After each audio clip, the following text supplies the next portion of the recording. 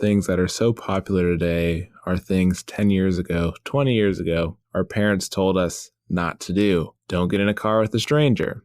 Don't stay at a stranger's house. And now you have Airbnb, Uber, and Lyft, and they've just changed the game.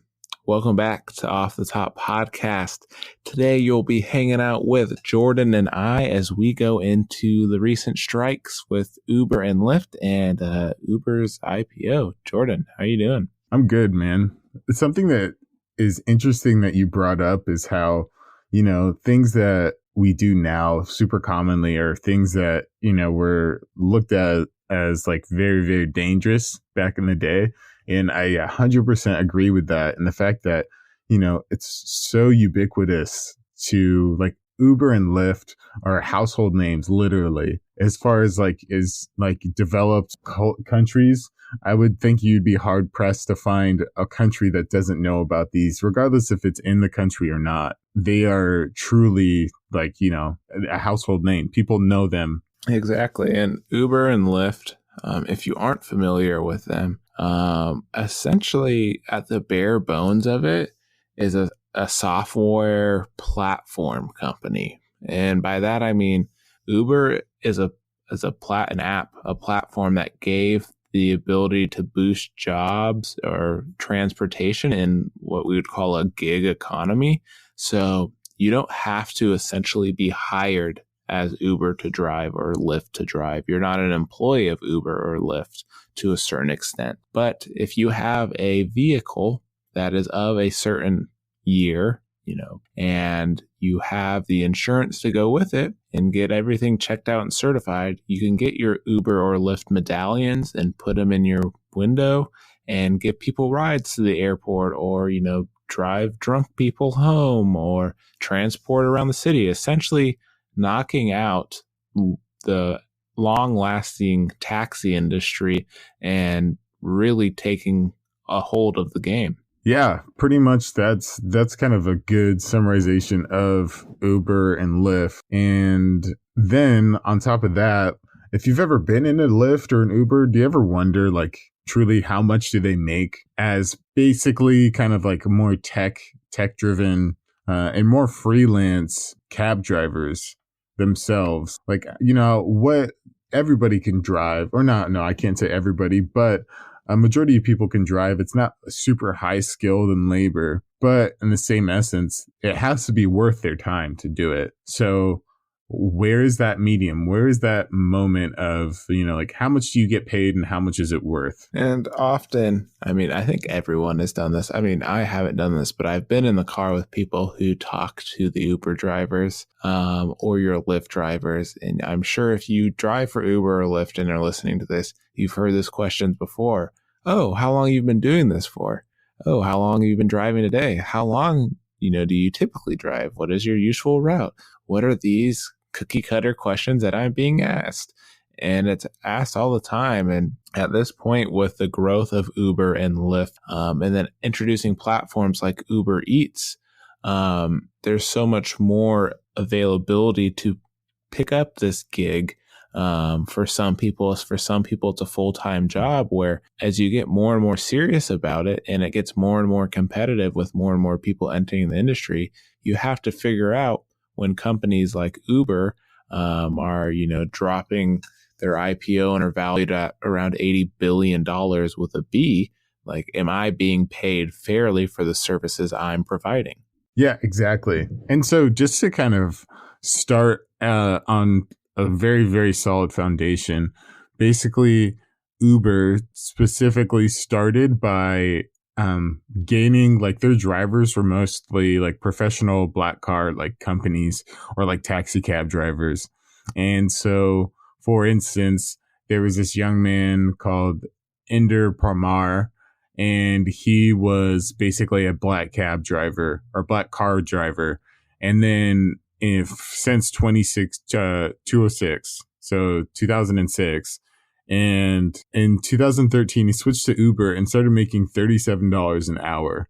So obviously excellent. But as things progressed and more drivers got into the game, today he makes $9.18 an hour compared to that 37. A drastic shift.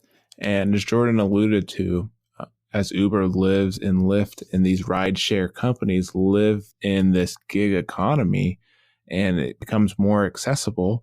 If you're listening right now, you could turn on, you go through all these steps and processes to drive for Uber, and you can flip that switch at any time, whenever it's convenient for you. So some people, who may live outside of large metropolitan areas, when they're driving into the city, may flip that on, pick up a ride, and, take a ride to the city, or, take one of the carpools to the city. So as you can see that person, by flipping on their switch and bringing another person, taking a ride, could be taking a ride from people who are doing it from a full-time job. And then, that makes things more competitive, where you're going down to that $9 an hour if you're really getting after it.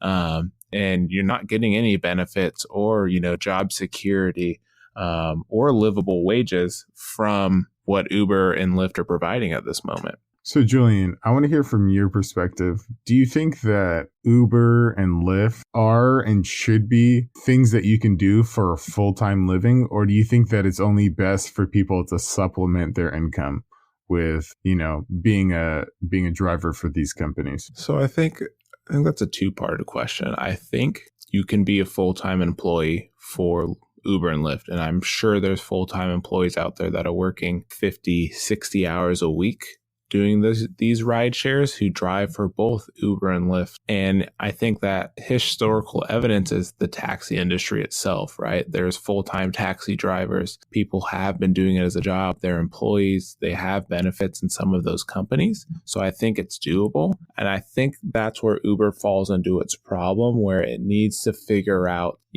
for the strike that is going on, right? Drivers are unhappy with what they're being paid, with the job and the conditions, that you have to make some sort of line in the sand that says, okay, you are actually, what we'd consider a driver.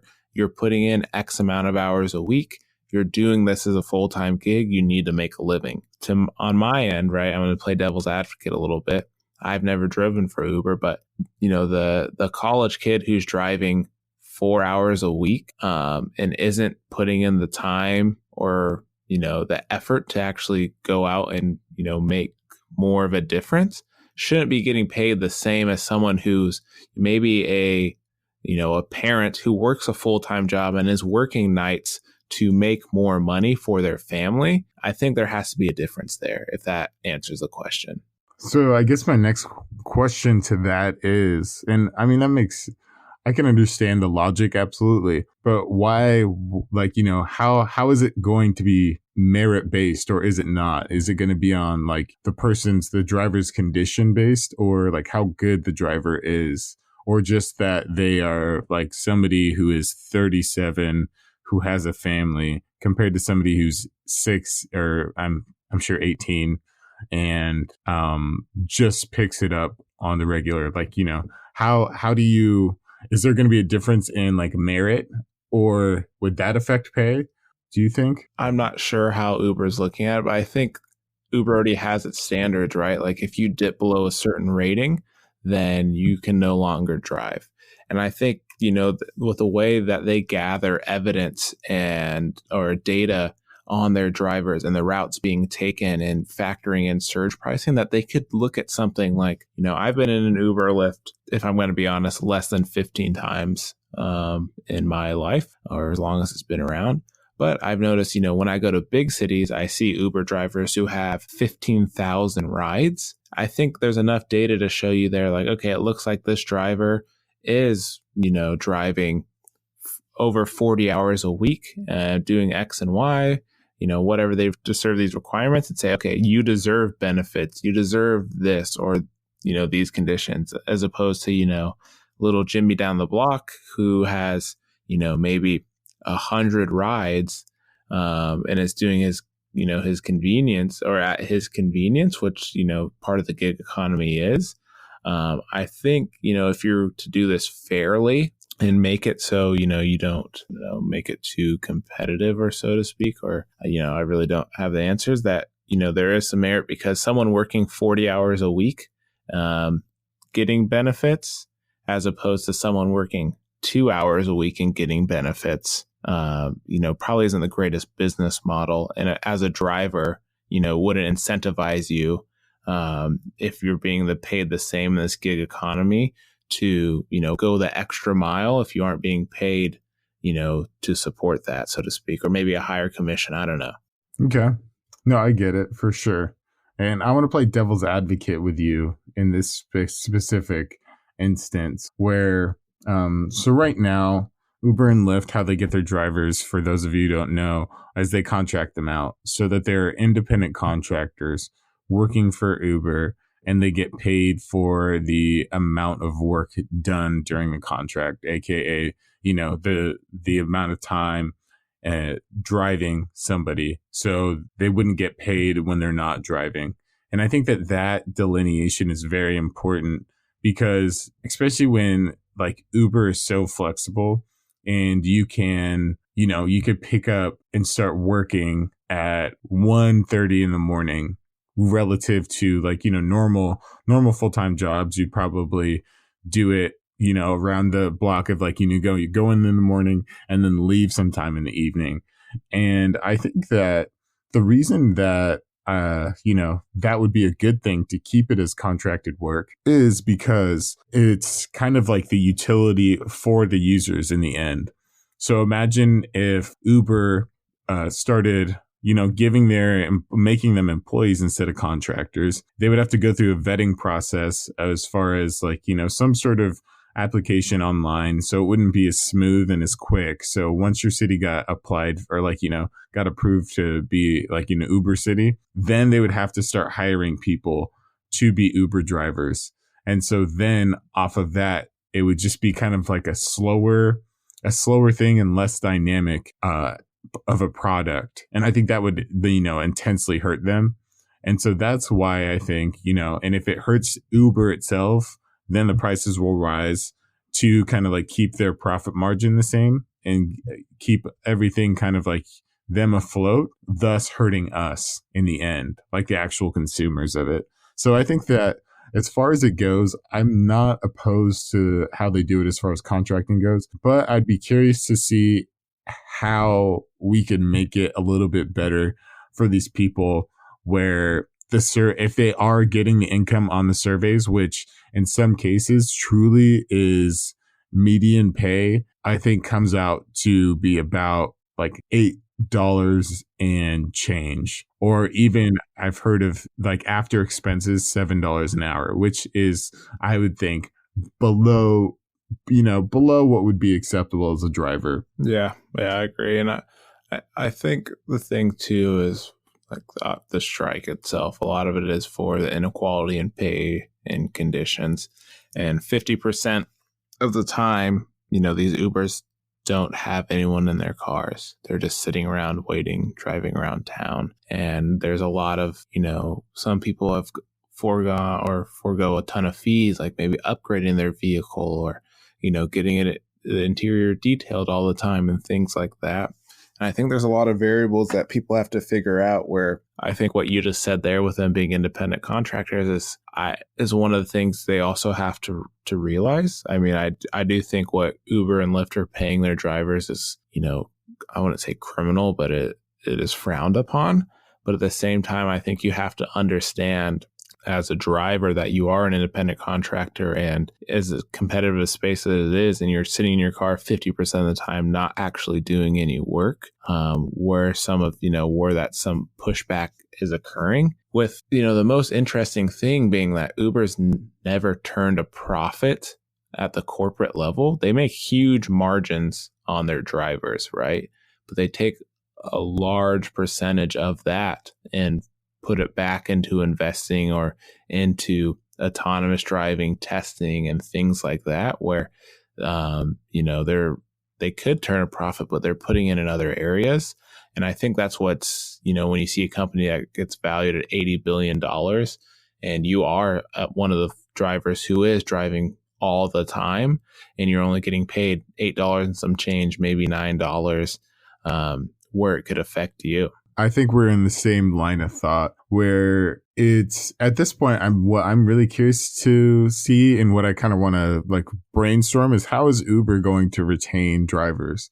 If it's going to be kind of hard for them to increase the wage of drivers, even though you said, as you said, and I haven't checked this, but you said that they make huge profit margins on the end of, their actual operations side. So like as people drive, the fees that they incur or like, gain or charge the drivers when they drop off, pick up and stuff like that is obviously it's their business. It's their business profile and that's how they make money. And I'm curious to see like what are the other things that they could do to attract drivers and to retain drivers as well. I think it truly will be a thing of, there's going to be a happy medium where there'll be a certain amount of drivers in the market to make it so that, that the drivers are going to get a decent wage for the amount of they work. But being that there's so many drivers right now, I think that's what's pushing the price down. Yeah. And to Jordan's point, like where they're making their money is, right, you go on an Uber trip and say it's, $20 and it takes you, 20 minutes. I don't know how the prices work on Uber, but say that's the price. What Jordan and I have just explained is that 20 minutes, your driver is actually coming out to like $8 an hour. So maybe they do 6 or 7 rides in that time, though, those totals show on, your receipt, $20, $15, $8, and that totals up for that hour. That driver is really taking home, $9 or plus commission or however they're paid, incentivized, that you can see where it gets tiresome and unfair on the driver's end, affecting them. Jordan, if you were looking at this market of this gig economy of Uber and Lyft, where do you think, what do you think a solution would be in this instance? Good question. So I think a solution, would have to come from kind of the balancing of the influx of people going in. One thing that I don't see happening is Uber or Lyft, especially since they're obviously Uber's a lot bigger than Lyft, but in some markets that they are kind of like two combating.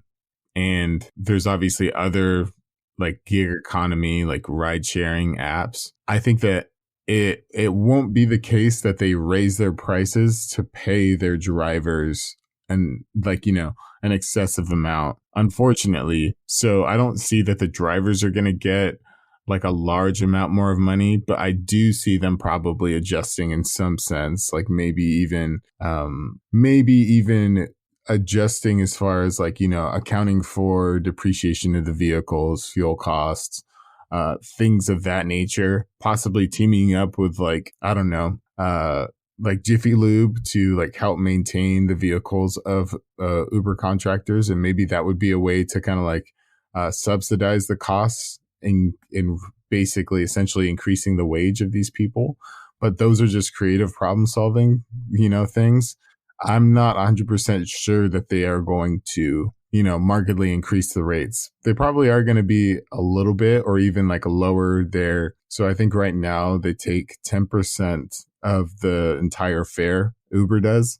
So for instance, that $20 ride, they'll take $2 from it. But yeah, they might decrease that a little bit, but I'm not exactly sure if there's going to be like an action besides like taking less from these people or making it easy, like less expensive to do it for them. Yeah, I agree. There's a lot of, variable costs that go into being a driver, especially with your vehicle and the amount of miles you can be putting on it, or, essentially the other thing is every second you're on the road, the more likely you are to be in an accident, right? And things of that nature that isn't covered, or, maybe that's some of the things stemming from the conditions of the job that, the strike is standing for in the select cities and big market cities where people are turning off these rideshare apps.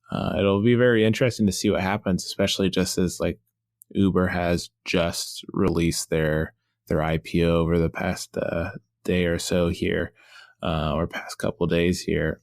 So I don't think Uber's going anywhere. I don't think Lyft's going anywhere. And I think, the people that are kind of striking are the ones that are in the right. I think those are the full-time drivers, the ones who are doing it as an actual job, as opposed to those who are just doing it, kind of the way it was presented as a kind of a small gig, hey, I'm going here A to B, I could drive around for a couple hours. I have a full-time gig, but I'm doing this on the side. I don't think those people are too up in arms about it. I think it's, the full-time position. And I think it's going to take a little bit to figure out what that balance is, because as you're alluding to, as competitive the market is and, retention of drivers, at the same instance, if, a full-time driver leaves, it just gives some of these side people a little bit more opportunity to pick up some more hours. So it's a delicate balance to, keeping your drivers and your respected drivers and not, having an influx of people who aren't taking it 100% seriously, and driving around civilians. I think essentially it comes down to the aspect that, for complicated problems, it's hard to find, simple solutions. So it's probably going to be an amalgamation of a lot of things that kind of resolve this problem or, try to resolve it essentially. And, I think that it'll be very interesting to see how they kind of go about this here on out. Like, how do they react to this? How are they going to adjust to this? And if any of you guys thought of something that we didn't or have a piece of information that we didn't, please go ahead and reach out to us on whatever app you're listening on this to, or even Anchor. You can leave us a voice message, because, we really enjoy hearing out from you guys and, really helps us keep motivated and keep doing work. Yeah, we really appreciate your support. Shout out to our boy George Collins, who replied to our time travel episode that came out last week. And he said if he could go back in time, if he could go in time anywhere, he'd go back in time and talk to himself in high school. I thought it was a really cool concept, so we appreciate you, George. And that was from an Anchor voice message, so feel free to send us one of those there. We're also on social at Off the Top Cast. If you're an old school type and you like to email, you can email us at theoffthetoppodcast@gmail.com. And like always, we appreciate you guys for listening, and until next time.